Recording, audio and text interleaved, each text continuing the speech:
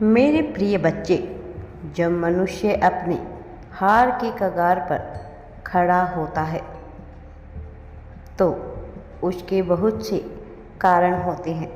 वह अपनी हार का स्वयं ही जिम्मेदार होता है, लेकिन वह ऐसा मानने से इनकार कर डालता है, जिस वजह से वह और भी ज़्यादा दलदल में फंसता चला जाता है।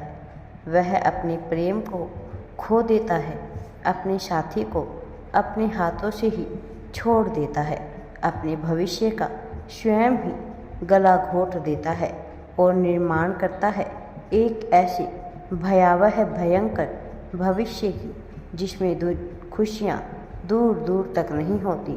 फिर वह दूसरों पर इल्ज़ाम लगाना प्रारंभ कर देता है। मेरे प्रिय बच्चे, जो तुम्हारे साथ अभी घटित हो रहा है उसके पीछे का कारण जानना तुम्हारे लिए अत्यंत आवश्यक है। और आज जब तुम्हें यह संदेश तक पहुँचे हो तो यह नियति का एक शस्त्र के रूप में बनाया गया एक ऐसी योजना का हिस्सा है जिसे तुम अभी समझ नहीं पाए, लेकिन जिस पल तुम इसके रहस्य को समझ जाओगे तुम्हें अपने जीवन पर नाज होने लगेगा, क्योंकि तुम क्या थे, क्या हो और क्या हो जाने के लिए जन्मे हो, यह जानना तुम्हारे लिए अत्यंत आवश्यक है। मेरे प्रिय बच्चे, वह मनुष्य जो तुम्हारा हृदय तोड़कर किसी और के साथ जाने को तैयार हो जाता है, एक बात सदैव याद रखना, वह कभी तुम्हारा सच्चा साथी नहीं हो सकता। फिर चाहे तुमने उसके पाने के लिए कितने ही प्रयत्न क्यों ना किए हो, कितना ही तुम उसके लिए तड़पे क्यों ना हो, छटपटाए क्यों ना हो, लेकिन वह वास्तव में इस योग्य नहीं होता कि वह तुम्हारा हो सके। और जो मनुष्य इस आसक्ति को छोड़कर अनासक्ति की ओर बढ़ने को तैयार रहता है वह जीवन में सब कुछ प्राप्त कर सकता है। वास्तव में धर्म क्या है यह समझना तुम्हारे लिए आवश्यक है। और आज जबकि तुम यह दिव्य संदेश बहुत मुश्किलों के बाद ना जाने कितने ब्रह्मांड से गुजरता हुआ तुम तक, तुम्हारे कानों तक पहुंच रहा है, तुम्हारे मस्तिष्क में उतरने वाला है, तो इसके रहस्य को समझो। आखिर क्यों इतने संघर्षों के बाद तुम्हें यह संदेश मिल रहा है? आखिर क्यों इसी पल में तुम्हें यह संदेश मिल रहा है? यह संदेश जो कि पहले ही निर्मित है तुम तक अभी क्यों पहुंच रहा है? तुम्हारी आँखों के सामने यह अभी क्यों स्पष्ट हुआ? क्योंकि नियति ने यह तुम्हारे जीवन में अभी ही लिखा है। यह संदेश अनंत काल के लिए लिखा गया है। यह संदेश अनंत काल के लिए निर्मित हुआ है। इससे तुम जैसे न जाने कितनी ही पुण्य आत्माओं का भला होने वाला है।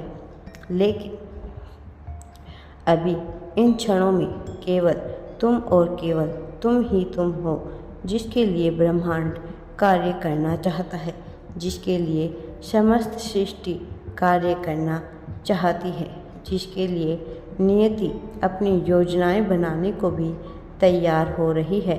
तो तुम अब जबकि सबके केंद्र बिंदु में है, तुम अब जबकि सूर्य के मध्यांतर में हो, तो तुम्हें अपनी महत्व का वो स्वीकार करना है।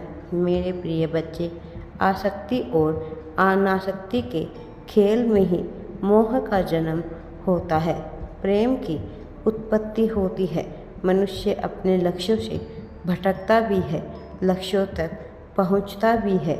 यह चुनाव तुम्हारा होने वाला है और तुम्हारा यह चुनाव बड़ा ही भयंकर होगा, क्योंकि इसके बाद जहां एक तरफ विशाल भविष्य तुम्हारा इंतजार कर रहा है, खुशियों से भरा हुआ भविष्य तुम्हारा इंतजार कर रहा है, तो वहीं पीछे दुखों के सौदागर तुम्हारे पीछे पड़े हैं, तुम्हें नोच लेना चाहते हैं, तुमसे वह सब कुछ खींच लेना चाहते हैं जिससे तुम्हें खुशियां हासिल हो।